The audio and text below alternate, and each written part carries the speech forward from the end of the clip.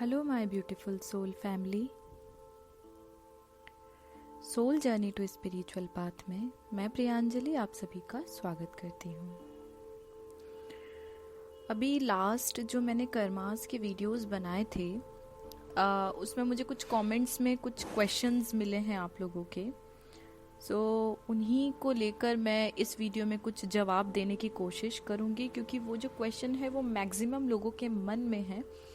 इसलिए मैंने कमेंट पे रिप्लाई ना करके आप लोगों के क्वेश्चन को लेकर ही ये वीडियो बनाया है। इस वीडियो में हम जो मेन क्वेश्चन है, अभी बहुत लोगों ने मुझसे पर्सनली भी पूछा है और कमेंट्स में भी, मुझे नाम नहीं याद है, बट आप में से ही किसी सोल सिस्टर ने मुझसे क्वेश्चन किया था, मे बी ब्रदर ने।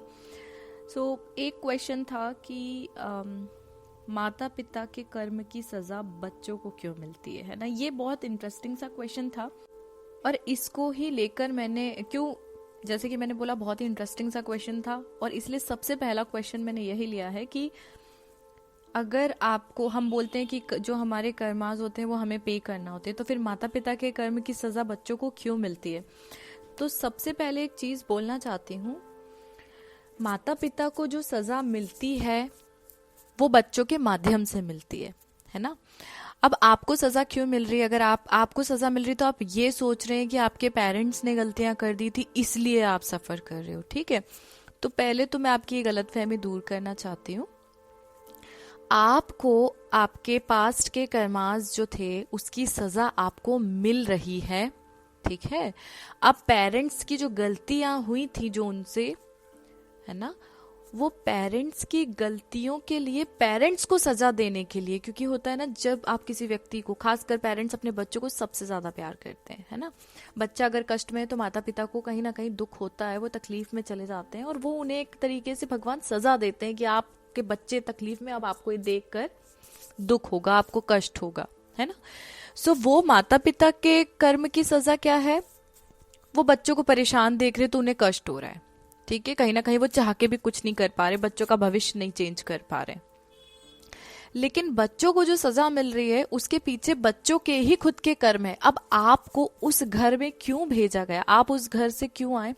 पहली बात, आप इसी फैमिली के एंसेस्टर्स हो सकते हैं जिन्होंने कुछ पाप कर्म या बुरे कर्म किए और आप अब बच्चे बनकर पैदा हुए हैं, तो आप अपना कर्मा सफर कर रहे हैं और आपके माध्यम से, क्योंकि आप ऑलरेडी अपने कर्म को सफर करना था, आप इनके बच्चे होते या किसी और के बच्चे होते, आपको अपना कर्म सफर करना था, ठीक है। आप अपना सफरिंग कर रहे थे। अब चूंकि आपके पेरेंट्स से कुछ गलतियां हुई होंगी, उसकी सजा के लिए भगवान ने आपको माध्यम चुना, क्योंकि इसमें क्या हुआ, भगवान ने दोनों के काम पूरे किए। एक, आपको आपके कर्म के फल मिल रहे हैं और आपको तकलीफ में देख के पेरेंट्स को उनके कर्म के फल मिल रहे हैं। आई थिंक आप मेरी बात को अच्छे से समझ पा रहे हैं मैं क्या कहना चाह रही हूँ। वो थोड़ा सा मजाकी तौर पे बोलना चाहते, इसको ऐसा नहीं सोचिएगा। एक कहावत है ना, एक तीर से दो निशाने। आपके जो कर्म, वही चीज हो जाती है डिवाइन की तरफ से। जो सैटर्न है वो जब अपने देने पे आते हैं ना अपने कर्म के फल, तब पेरेंट्स को उनके कर्मों की सजा मिल रही है बच्चों के माध्यम से, ठीक है। और बच्चों को सजा मिल रही है उनके खुद के पिछले कर्म के कारण, राइट। हम ये सोच सकते हैं कि पेरेंट्स, बच्चों के जो पेरेंट्स के कर्म होते हैं वो बच्चों को सफर करना, आपको अपने पेरेंट्स के कर्म नहीं सफर करना पड़ते, आपको आपके ही कर्म सफर करना पड़ रहे हैं। बस आप उस घर में इसलिए आ गए क्योंकि आपको तो सफरिंग करना ही थी, ठीक है। और आपको सफरिंग में देख के आपके माता पिता को कष्ट होना है, तो बच्चे माध्यम बन जाते हैं माता पिता के कर्म की सजा देने के लिए। मान लीजिए आप सफर नहीं करते तो बच्चे कुछ ऐसे हो जाते हैं जो माँ बाप को जीना हराम करके रखते हैं, उनको बहुत ज्यादा परेशान करते हैं, उनको मेंटली, फाइनेंशियली हर तरीके से ड्रेन कर देते हैं, उनका जीना एकदम दुश्वार हो जाता है, बिल्कुल। मतलब वो बोलते हैं ना, एक कपूत बोलते हैं जिसको हम, सपूत अच्छे बच्चे होते हैं, कपूत जो बहुत ज्यादा हैरेस कर देते हैं पेरेंट्स को। आजकल तो बहुत नॉर्मल होती है चीजें देखने की कि बच्चे घर से बाहर कर देते हैं पेरेंट्स को, उनके साथ ठीक से बर्ताव नहीं करते, बहुत सारे ऐसी चीजें सुनने में आती है, ठीक है। वो जो बच्चे करते हैं वो पेरेंट्स के ही कर्म के फल हैं, और जो बच्चा गलत कर रहा है वो अपने कर्म क्रिएट कर रहा है फॉर अपकमिंग पीढ़ी, क्योंकि जो आज वो कर रहा है उसके बच्चे उसके साथ वैसा ही करेंगे, ठीक है, आप अपने पेरेंट्स के कर्म के फल के रूप में कुछ सफर नहीं कर रहे। अगर आपके पेरेंट्स ने कुछ अच्छा भी किया होगा तो वो पुण्य भी आपको मिलेगा, वो डेफिनेटली आपको मिलेगा। हो सकता है पेरेंट्स के कुछ अच्छे कर्म के कारण आप सरवाइव भी कर ले, लेकिन डोंट थिंक कि पेरेंट्स के बुरे कर्म के कारण आपको तकलीफ, आपको आपके कर्म के कारण तकलीफ भुगतना पड़ रही है। आप तो सिर्फ माध्यम हो जो तकलीफ भुगतते हुए अपने पेरेंट्स को कहीं ना कहीं परेशान कर रहे हैं। मतलब मैं ये नहीं बोल रही आप परेशान कर रहे हैं, लेकिन क्योंकि आपके पेरेंट्स के अगर कर्म अच्छे नहीं थे और वो परेशान हो रहे हैं, इसका मतलब है आप माध्यम हो, क्योंकि आप कष्ट में हो तो माता पिता को दुख है।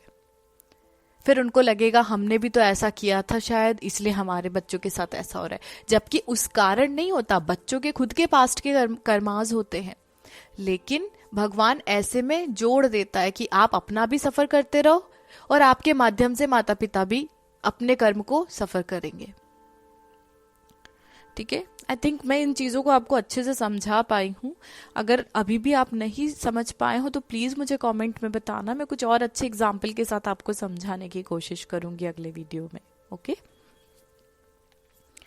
उसके बाद एक मेरे पास और क्वेश्चन आया था, अभी रिसेंटली ही मैंने रीड किया था, इसलिए मैंने सोचा आज मैं वीडियो बना रही हूँ तो वो क्वेश्चन को भी लेती हूँ कि हम अपने सोल के पर्पस को कैसे फाइंड आउट कर सकते हैं, है ना।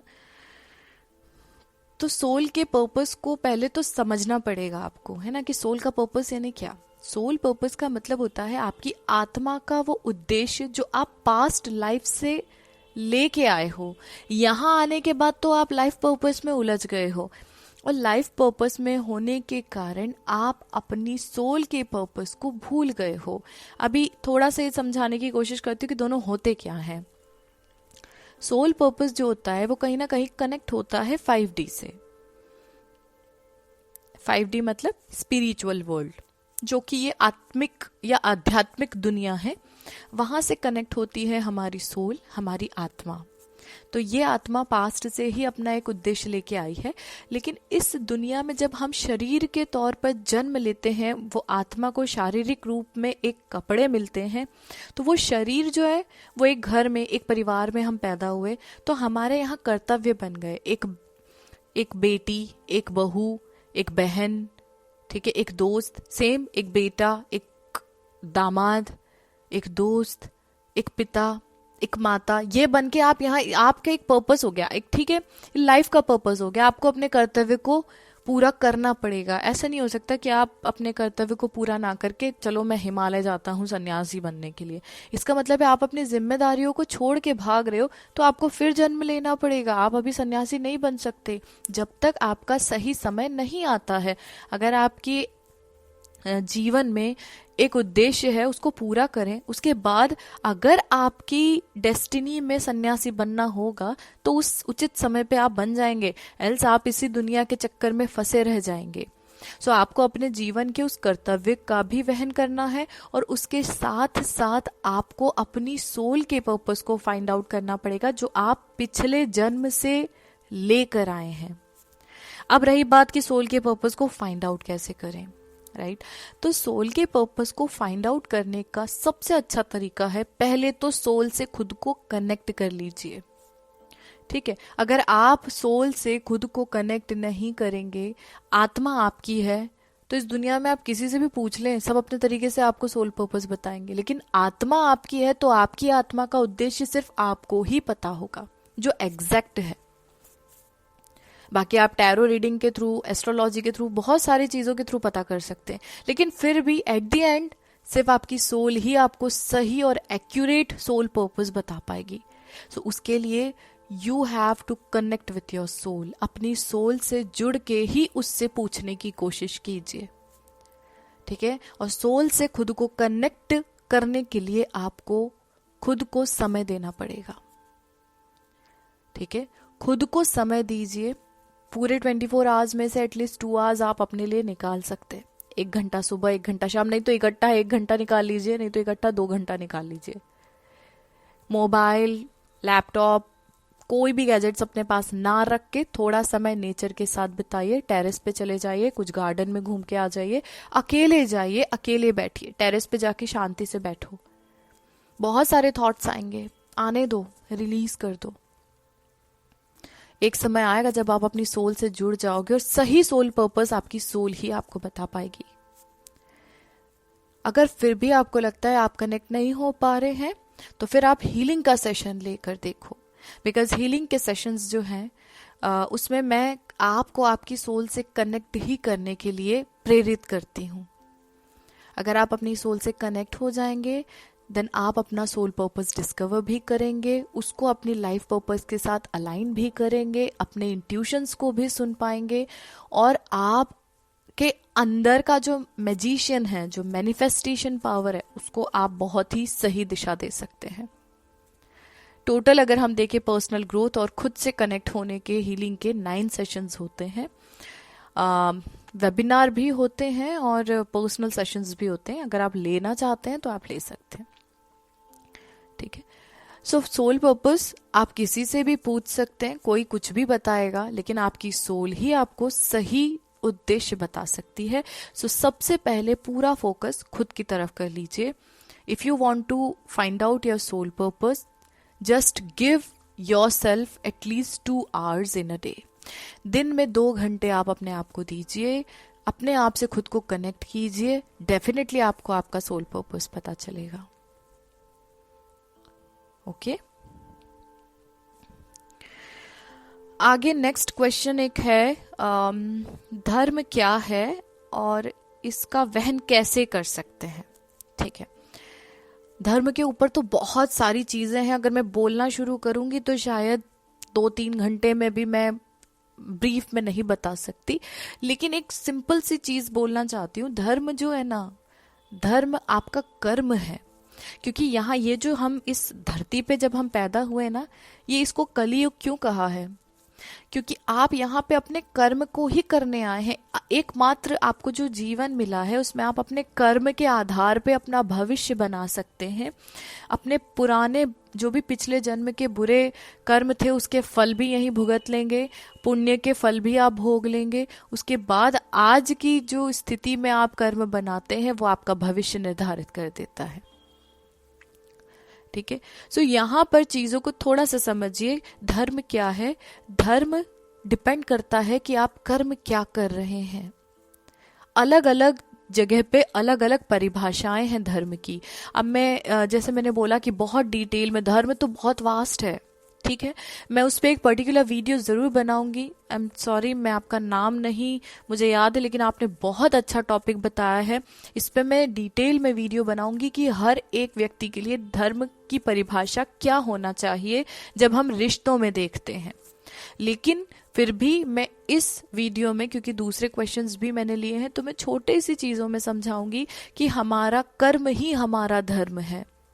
अब एक बच्चे के लिए अपने माता पिता के आज्ञा का पालन करना ही धर्म है। आज्ञा का पालन करना मतलब कर्म, ठीक है। उन दोनों की आज्ञा का पालन करना यानी उस पे कर्म करना ही एक बच्चे का धर्म है, ठीक है। अब हम दूसरी तरफ से देखते हैं, एक पंडित का क्या कर्म है? एक पंडित का कर्म है पूजा पाठ, भक्ति भाव और पूरी दुनिया में जहां तक उनकी पहुंच है धर्म का प्रचार करना, भगवान की भक्ति फैलाना, ठीक है। एक पंडित का जो कर्म है, ठीक है। अब हम जनरल एकदम नॉर्मल वे में देखते हैं।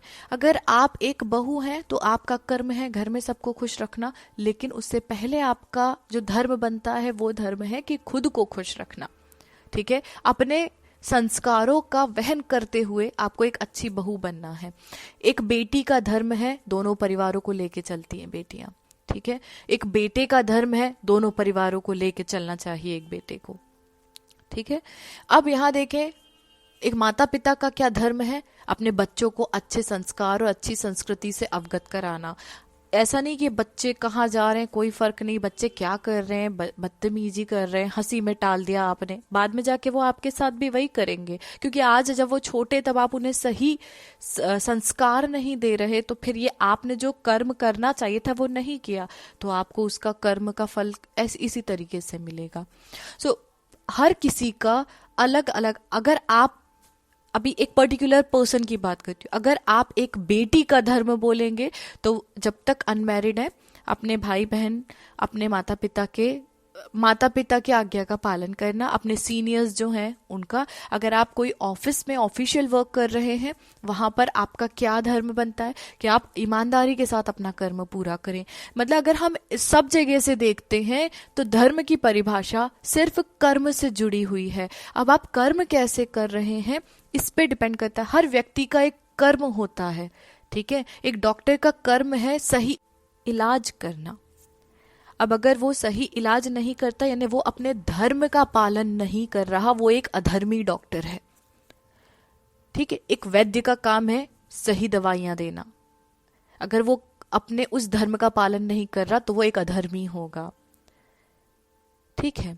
अगर हम दूसरे सेक्टर में देखें, एक नेता, एक मंत्री, उसका धर्म है अपने देश के लिए कुछ करना, अब वो सिर्फ अपनी जेब भर रहा है तो वो एक अधर्मी नेता है।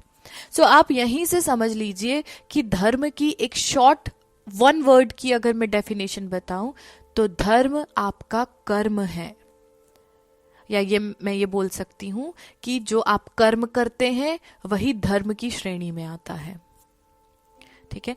बहुत अच्छा टॉपिक है। आई एम सॉरी मैम, नाम आपका नहीं याद रख पाई हूँ, बट नेक्स्ट वीडियो में जब मैं धर्म के ऊपर पर्टिकुलरली वीडियो बनाऊंगी ना तो डेफिनेटली आपका नाम ज़रूर बोलूँगी। आगे जो क्वेश्चन था जो मुझसे पूछा था कि चक्रा मेडिटेशन, ओके। सो चक्रा मेडिटेशन को लेके क्वेश्चन है तो एक चीज़ बोलना चाहती हूँ, चक्रा मेडिटेशन बहुत वास्ट है और बहुत ही सेफ तरीका है खुद को स्टेबल स्ट्रांग बनाने का, है ना। चक्र मेडिटेशन को लेकर बहुत सारे मिथ भी हैं कि लोग डिस्टर्ब हो जाते हैं, पता नहीं स्पिरिट्स वगैरह दिखती हैं, वो सब चीज़ें कुंडलिनी पे चली जाती है। मैं ऑलरेडी एक वीडियो बना चुकी हूँ कि चक्रा मेडिटेशन और कुंडलिनी में क्या डिफरेंस है, मैंने वीडियो बनाई थी, you can check that video. So chakra meditation late कर सकते हैं। मैं अपनी सारी मेडिटेशन के वीडियो में, स्पेशली जो भी मैंने चक्रास रिलेटेड क्वेश्चंस हैं उसमें भी मैंने ये चीज़ मेंशन की थी, लेकिन वो बार बार उसके बावजूद क्वेश्चंस आ रहे हैं, इसीलिए मैं आप लोगों को फिर बताऊंगी कि चक्रा मेडिटेशन जो है उसको हम लेट कर नहीं कर सकते हैं, बिकॉज जब हम सिटिंग पोजीशन पे होते हैं हमारी रीढ़ की हड्डी जो स्पाइन होती है वो एकदम स्ट्रेट होती है, जो कि हमारे सारे चक्रास को रूट से लेकर, जमीन से लेकर स्ट्रेट सीधे यूनिवर्स तक कनेक्ट करती है, ठीक है। आप बाकी के जो पीसफुल म्यूजिक है मेडिटेशन के और इनर चाइल्ड मेडिटेशन वो आप लेट के कर सकते हैं, लेकिन जब हम बात करते हैं चक्रा मेडिटेशन की, चक्रा मेडिटेशन में आपको उसका एक पोजीशन है, उसके हिसाब से ही बैठना पड़ेगा, ठीक है, बैठ के ही आपको करना है। एक और चीज़ ये चक्रा मेडिटेशन से रिलेटेड ही मैं बोलना चाहूँगी आपसे, 16 जनवरी यानी मंडे से चक्रा मेडिटेशन हीलिंग का कोर्स जो है वो स्टार्ट कर रही हूँ फॉर 25 डेज, 25 दिन का कोर्स है। एक चक्रा पे हम लोग 3 डेज वर्क करेंगे। उस चक्रा के ऊपर मैं आप लोगों को बताना चाहूँगी किस तरीके से पर्टिकुलर एक चक्रा हम उठाते हैं। पहले रूट चक्रा के बारे में बताने की कोशिश करूँगी कि वो हमारे बॉडी के कौन से पार्ट से रिलेट करता है, कौन कौन सी मेजर बीमारियां जो होती हैं वो पर्टिकुलर एक चक्रा, रूट चक्रा पे कौन कौन सी बीमारियां उसके इम्बैलेंस होने से हो सकती हैं, तो उसको क्योर करने के लिए हम मतलब रूट चक्रा का मेडिटेशन कितने दिन कर सकते हैं और कैसे करना है हमें, ठीक है।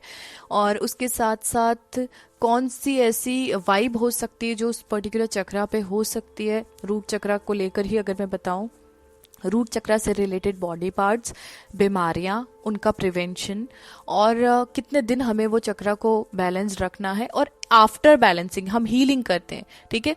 अगर आपकी हीलिंग हो गई और आप मेडिटेशन नहीं कर पा रहे, देन हाउ टू बैलेंस, उसको कैसे बैलेंस करके रखना है, और उसके साथ में मेडिटेशन। तो ये 5-6 चीज़ें हम 3 दिन में कवर करेंगे रूट चक्रा पर्टिकुलर को लेकर।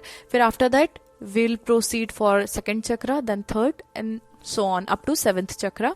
लास्ट के 3 जो डेज रहेंगे उसमें हम लोग देखेंगे अगर आपकी कुछ क्वेरीज रही वो, प्लस आपका ऑरा कैसे आप लोगों का पता कर सकते हैं, कैसे आप किसी के कांटेक्ट में आके ऑरा को तुरंत नोटिस करके खुद को प्रोटेक्ट कर सकते हैं। और इसके अलावा लास्ट में आप लोगों के ऑरा का टेस्टिंग होगा कि अभी आप किस ऑरा में हैं after all meditation and healing. Okay, first day पे हम लोग इंट्रोडक्शन देखेंगे और आप सभी के ऑरा जो पर्टिकुलर कौन सा चक्र आप लोगों का इम्बैलेंस्ड है, मैं एक एक से पर्टिकुलर बात करके वो सारी चीज़ें नोट करूंगी। एंड आफ्टर 25 डेज हम देखेंगे कि अब आप कहाँ पर पहुंचे हैं। ओके, अगर आप लोगों को वो हीलिंग का कोर्स ज्वाइन करना है तो आप लोग नीचे में कमेंट में और डिस्क्रिप्शन दोनों में ही लिंक दे रही हूँ। Only 2 days left for booking. आप रजिस्ट्रेशन कर सकते हैं। पेमेंट आप 2 से 3 इंस्टॉलमेंट में भी कर सकते हैं क्योंकि ये कोर्स 16 जनवरी से 13 फरवरी तक चलेगा। ओके, आप लोग मुझसे पर्सनली क्वेश्चन करते हैं मैम बुक करना है, लेकिन ना मेरे पास आपका कोई कॉन्टैक्ट नंबर होता है और मेल शायद आप लोग देखते नहीं होंगे, इसीलिए मैं नीचे लिंक दे रही हूँ, डायरेक्टली वहाँ से जाकर आप खुद का जो सीट है वो बुक कर लीजिएगा। 2 days बचे हैं। 15th की इवनिंग 16th की इवनिंग तक मैं ओपन रखूँगी बुकिंग, उसके बाद जो बुकिंग है वो क्लोज हो जाएगी। अगर आप चक्रा हीलिंग का कोर्स ज्वाइन करना चाहते हैं तो यू आर वेलकम। और जो भी होगा, क्योंकि मैं एक आप लोगों का 16th को मैं सारी इन्फॉर्मेशन सेंड करूंगी कि आपको क्या क्या चीज़ें रखनी है ड्यूरिंग क्लास, इसलिए 16th की 4 o'clock तक आप लोग रजिस्ट्रेशन करवा लीजिएगा, उसके बाद में क्लोज हो जाएंगे। ओके, ठीक है, आगे हम देखते हैं। एक और क्वेश्चन था वो मैं हाँ, चक्रा मेडिटेशन को लेकर ही था कि मैम ये मेडिटेशन से क्या लाभ हैं, तो वो मैंने अभी आपको बताया ही है कि चक्रा मेडिटेशन करने से ना कभी आपको किसी चीज़ का फियर होगा, ना ही एंजाइटी होगी। आपका जो भी एक होता है ना इनडिसीजन वाला जो स्टेज होता है, वहाँ से आप निकल के बाहर आएंगे और आपको क्लियर कट एक डिसीजन लेने के लिए आपको सोचना नहीं पड़ेगा। आप अपनी सोल से डायरेक्टली कम्युनिकेट कर सकते हैं, आप खुद से कनेक्ट हो सकते हैं, आप अपने इंट्यूशंस को सुन सकते हैं, आप अपने क्रिएटिव माइंड, अभी जैसे बहुत लोग बोलते हैं कि मैम बहुत कुछ करना चाहते हैं लेकिन समझ में नहीं आ रहा शुरू कैसे करें, या हमें टाइम का शॉर्टेज है, हमें टाइम नहीं मिल पा रहा है, सही दिशा नहीं मिल पा रही है, कैसे करें क्या करें। अगर आप चक्रा को हील करेंगे तो आपको स्टेबिलिटी आएगी, आप सही दिशा में सोच पाएंगे और उसके बाद ही आप कर पाएंगे। हार्ट चक्र आपका जब हील होगा, आपको खुद बताऊंगी मैं, आपको ये महसूस होगा, आप फ्रीली लोगों से बात कर पाएंगे, सारा पेन रिलीज कर पाएंगे, जो भी आपके साथ गलत हुआ उन चीज़ों को रिलीज करके आगे जब आप बढ़ेंगे, आपका कम्युनिकेशन आप बहुत ही शार्प रखेंगे और उस शार्प कम्युनिकेशन में कभी भी आपके द्वारा किसी को कोई हर्ट नहीं होगा और ना ही आप कभी कोई चीज़ छुपाएंगे। ठीक है, क्लियर कट कम्युनिकेशन में हमेशा आपकी विक्ट्री ही होगी।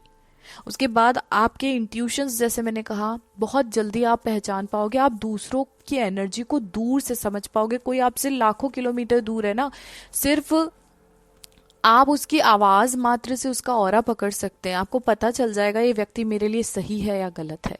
सो चक्रा मेडिटेशन, ये तो मैंने बहुत थोड़ी सी चीज बताई है, डिटेल में मैं आप लोगों को जब हम कोर्स करेंगे ना उसके दौरान मैं आप लोगों को बताऊंगी कि क्या क्या चीजें हैं जो बेनिफिशियल है फॉर चक्रा मेडिटेशन, और उसमें आपको इतना डिटेल में चीज़ें पता रहेंगी कि अगर आपकी फैमिली में भी कोई बीमार होगा ना तो आप उसको ट्रीटमेंट देने के लिए बहुत आसानी से खुद पहले अपने ऊपर अप्लाई कीजिएगा। ठीक है, क्योंकि मेरे पास रिजल्ट्स आए हैं, इसलिए मैं श्योर हूँ कि चक्रा मेडिटेशन आपकी बड़ी से बड़ी बीमारियों को भी क्योर कर सकते हैं, बट आपको उसके लिए एक प्रॉपर प्रोसीजर फॉलो करनी होती है। वो सारी चीज़ें मैं आपको इस कोर्स में समझाऊंगी। ठीक है, नेक्स्ट लास्ट क्वेश्चन है, शायद वो चीज़ मैं बोल ही चुकी हूँ बट फिर भी मैंने नोट किया था कि वो क्वेश्चन पूछा है मुझसे, चक्रा मेडिटेशन से कुंडलिनी जागृत तो नहीं होगी मैम, ये मुझसे एक ने पूछा था। सो ये बताना चाहती हूँ, नहीं, ऐसा नहीं होता है। सिर्फ आपको ये ध्यान रखना होता है कि आप मेडिटेशन कौन से मुद्रा में कर रहे हैं और कैसे और कितने दिनों तक उस मेडिटेशन को आप लेके जा रहे हैं। Kundalini activation is a other thing जो कि रेकी हीलर्स जानते हैं, और रेकी अगर आपने की होगी या आप करते हैं या अगर आप करना चाहते हैं तो अपने आप को मजबूत कर लीजिए, because recce healing is a way of kundalini activation. और वहीं पे जब आपकी स्पिरिट किसी और को एनर्जी प्रोवाइड करती है, आपकी सोल किसी और स्पिरिट को एनर्जी देती है, डेफिनेटली आपको वीकनेस फील होती होगी। सो कुंडलिनी एक डिफरेंट चीज है जो चक्रा मेडिटेशन से रिलेट जरूर करती है, लेकिन चक्रा मेडिटेशन के साथ हम उसको अलाइन करके एक नहीं बोल सकते, हम मर्ज नहीं कर सकते। दोनों डिफरेंट चीजें हैं। चक्रा मेडिटेशन आपका प्रॉपर ग्रोथ है, लेकिन कुंडलिनी आपकी सोल को, मतलब आप अपनी सोल से काम करवाना अगर चाहते हैं तो आप कुंडलिनी एक्टिवेट करें। एल्स अगर आप अपनी सोल को सिर्फ खुद के लिए ही यूज करना चाहते हैं, दूसरों को एक फिजिकल लेवल पे रह के, पर्सनल लेवल पे रह के अगर हेल्प करना चाहते हैं तो सिर्फ चक्रा मेडिटेशन करें। ओके, सो डिफरेंट थिंग्स हैं, डिटेल में हम आगे देखेंगे। ये वीडियो आप लोगों के क्वेश्चंस को लेकर बनाई थी। अगर फिर भी आपको कुछ और क्वेश्चंस अराइज होते हैं रिगार्डिंग एनी टॉपिक, आप मुझे इस वीडियो में कमेंट में लिख सकते हैं। मैं बीच में कभी कोई वीडियो बनाऊंगी अगर, तो मैं क्वेश्चन को आप लोगों के फिर से लेकर वीडियो बना दूंगी। ओके, सो इस वीडियो में इतना ही बोलूंगी। मैंने 5-6 क्वेश्चंस मेरे से जो कंटिन्यूसली पूछे जा रहे थे उन पे वीडियो बनाई है। अगली वीडियो में मिलती हूँ आपसे बहुत जल्द, और दूसरे चैनल पे जो आप लोगों के मंथली मिड मंथ का रीडिंग है वो अपलोड करूँगी मैं 1-2 दिन के अंदर ही। अगर आप लोगों को अपनी पर्सनल टैरो रीडिंग लेनी है या कुंडली का एनालिसिस करवाना है, और अगर आप हीलिंग के सेशंस जैसे कि मैंने कहा लेना चाहते हैं या वेबिनार ज्वाइन करना चाहते हैं, you can contact me. Contact की डिटेल्स आपको डिस्क्रिप्शन में मिल जाएगी। अगर आप लोग 7 चक्रा का हीलिंग कोर्स ज्वाइन करना चाहते हैं then please register yourself within 2 days, क्योंकि उसके बाद रजिस्ट्रेशन लिंक क्लोज हो जाएगी। ओके, मिलती हूँ आपसे बहुत जल्द अगली वीडियो में। तब तक के लिए बने रहिए मेरे साथ। Thank you so much, stay tuned.